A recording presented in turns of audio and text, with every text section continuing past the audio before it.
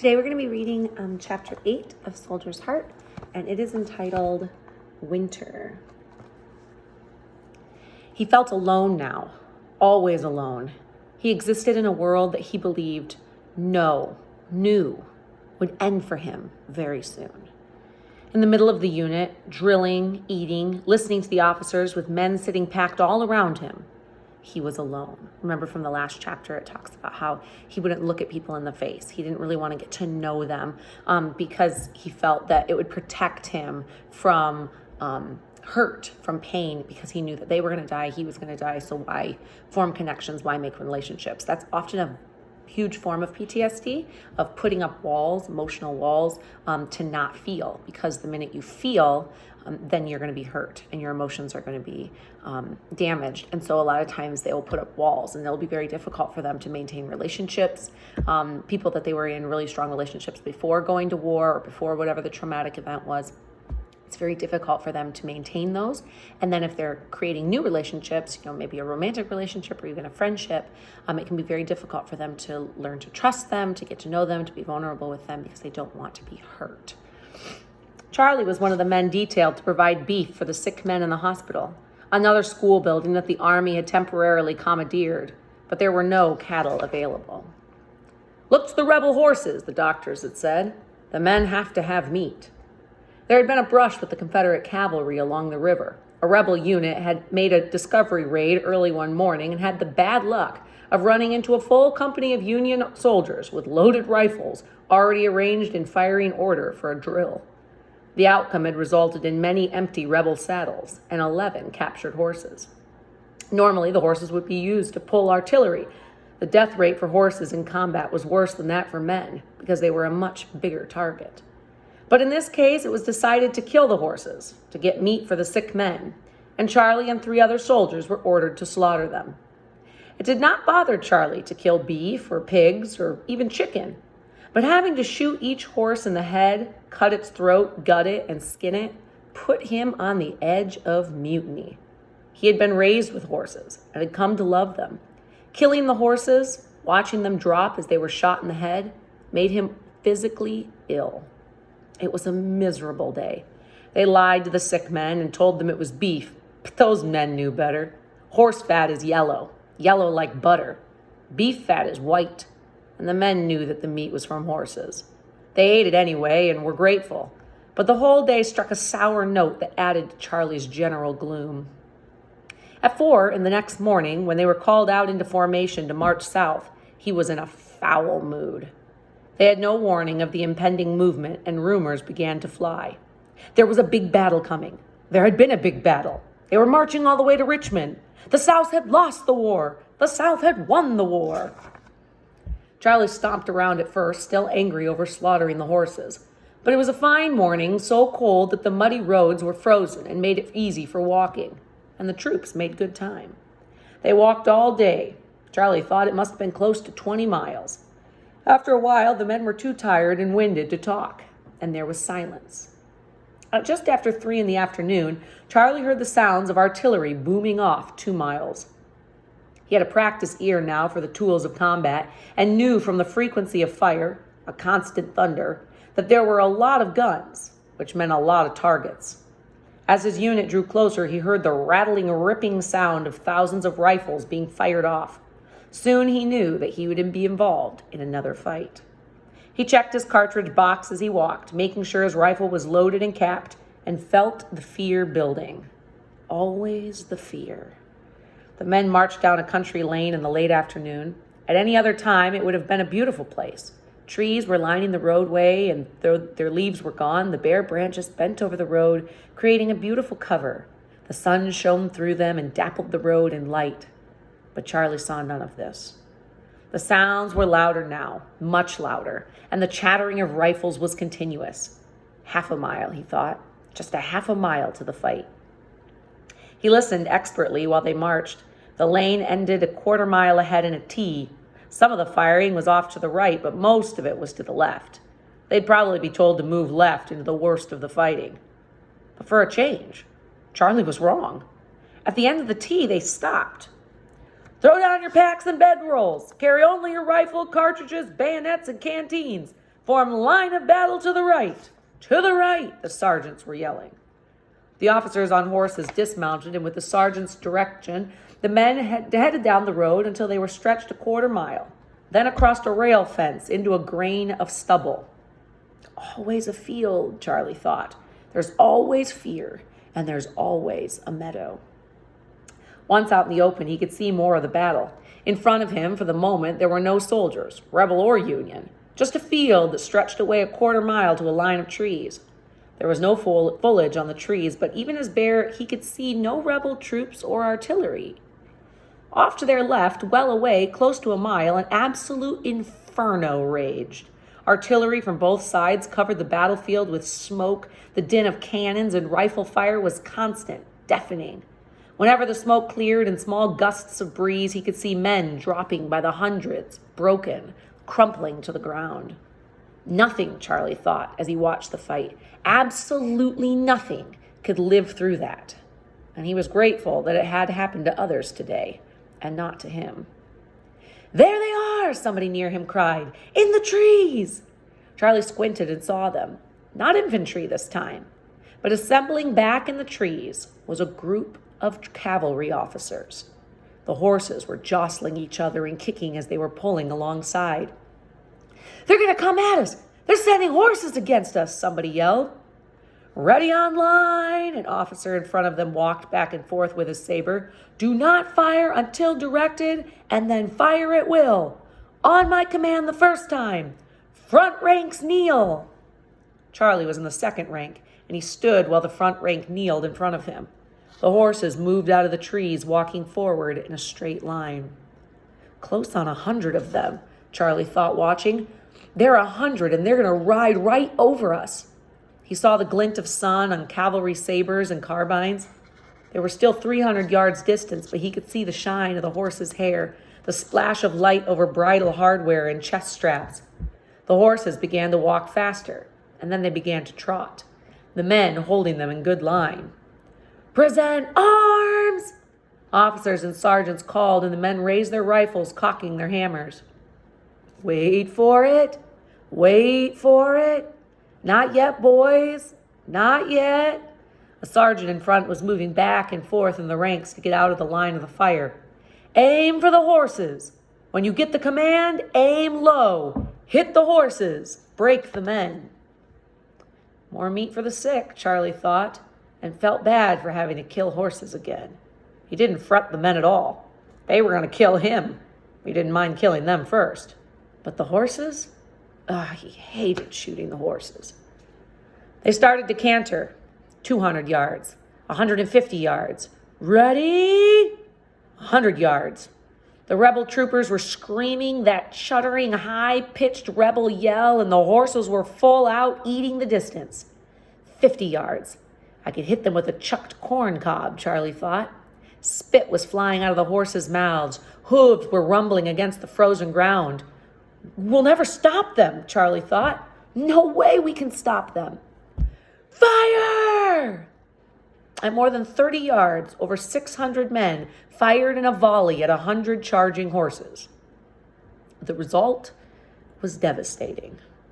Charlie held high and took a trooper full in the chest, but most of the men held on the horses, and not one animal came through unhit. In a great cloud, they came down, somersaulting, rolling over the troopers on their backs, breaking themselves, breaking the men. And then the screams of the wounded horses hit by soft, large caliber expanding bullets. Horses' heads were shot. Horses with their jaws were shot. Horses with eyes shot out and intestines tangling, screamed louder than 1,000, louder than 1,000,000 men. Reload! Fire at will! Charlie automatically loaded, raised, and fired, but there were very few targets left. Those horses back on their feet were quickly shot down, and the men who stood were hit 10, 20 times. Cease fire! Silence, except for a few screaming horses and groans of wounded men. Charlie reloaded, capped his rifle, and kneeled. He was thirsty. He took a sip from his canteen. He did not look at the horses stumbling, kicking, and falling. Was that it, he wondered? Just the one charge?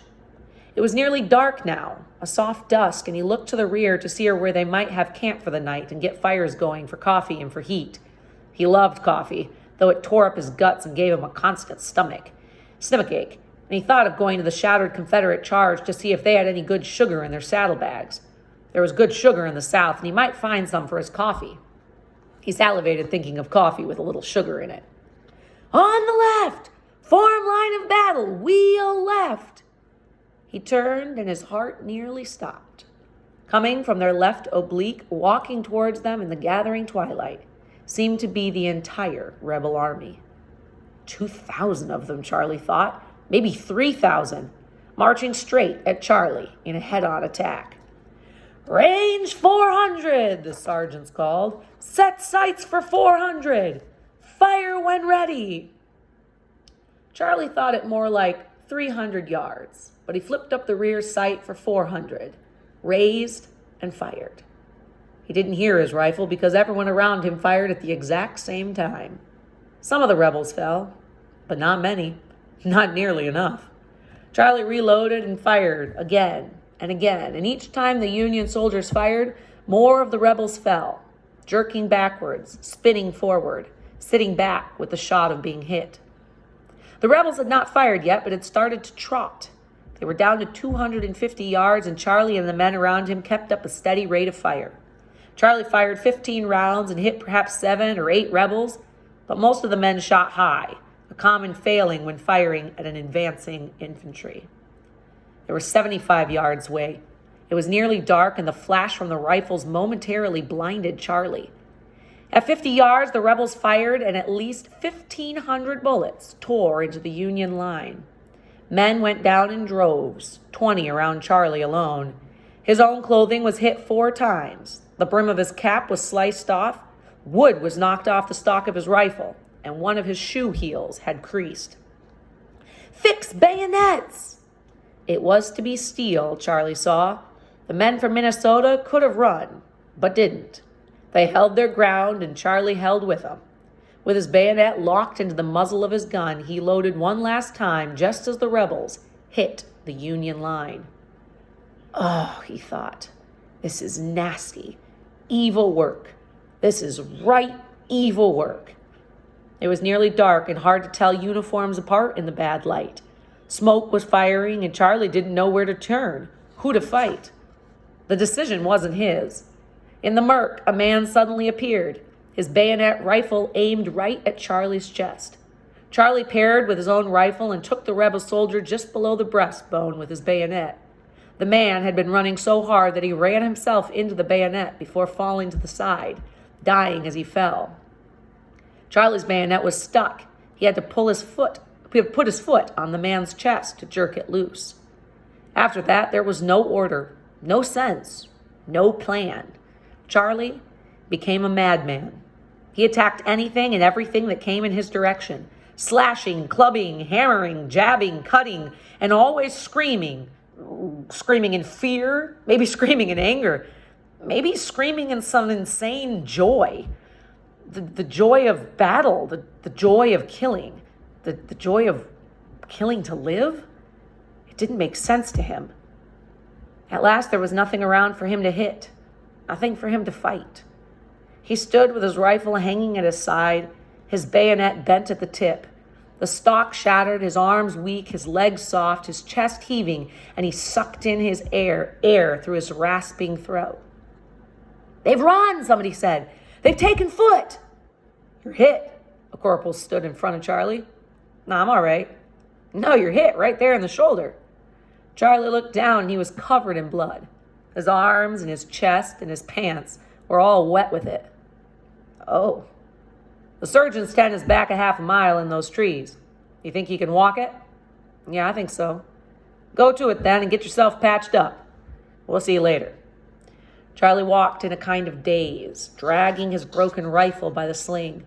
With the dark, the temperatures had plummeted, but he didn't feel cold. He honestly just didn't feel anything. He saw the lanterns of the surgeon and the ambulance drivers and walked towards them. Somebody in a bloody apron stopped him and held a lantern up, lighting his face with a yellow glow. Where are you hit? I don't know. They sent me back. I I think it's my shoulder, but I don't seem to be hurt. Over there. Go sit with that group by the tent, and we'll get to you when we can. The man turned back to the tent with no sides, where a doctor working by lantern light was sawing off a piece of a leg of a soldier. Near the tent was a pile of arms and legs that stood 4 feet high and 10 or 12 feet long. Ambulance wagons kept coming with more men, and Charlie moved to an area where 15 or 20 men lay on the ground waiting for attention. Off to the other side of the tent, there was another group, maybe 200 or 300 men. They were not moving, and Charlie realized they were dead. He sat and waited for the pain to come. Once, when he was a boy, he'd struck his foot with an axe. The blade had cut a 3-inch gash between 2 of his toes, and he'd walked to town to get it sewed up. It hadn't hurt for the entire walk. Hadn't hurt until the doctor had stitched it up, and then he walked home. And then it had kept him up all night. He thought it'd probably be the same here, but the pain didn't come. He tried to sip some water from his canteen, but it had frozen into slush and wouldn't drain through the neck of the bottle. So he lay back down on the ground. Men around him moaned, and some died, waiting to be taken under that tent.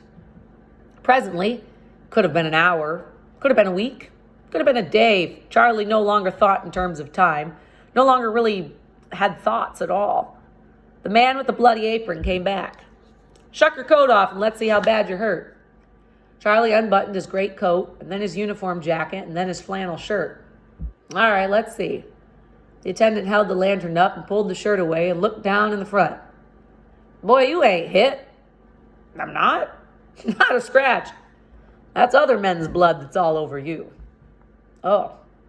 You can go back." "Not yet." Another doctor came out of the tent. "I need some help here. The wind is making up the cold, and it's freezing my hands. I need some kind of windbreaker. See if the 2 of you can't maybe fix something up for me so I can finish these surgeries." "With what?" The attendant looked around. There's nothing here." The doctor looked around, then back, and then at the bodies. "Use them." The dead? Well, they won't feel it. You," he pointed a bloody hand at Charlie. "Can you give them some help here? Pile them up to stop the wind on this side of the tent." And so they did. Each taking an end, they moved the bodies, stacking them like bricks and angling them at the corners so that they would not tip over until they had a stout frozen wall, 6 feet high and 30 feet long, to stop the wind. When it was done, Charlie lay on the ground in the lee of the dead man's wall, just to get out of the wind for 1 minute, just to get a little warm, and slept there for 5 hours, sheltered by the dead. Third battle.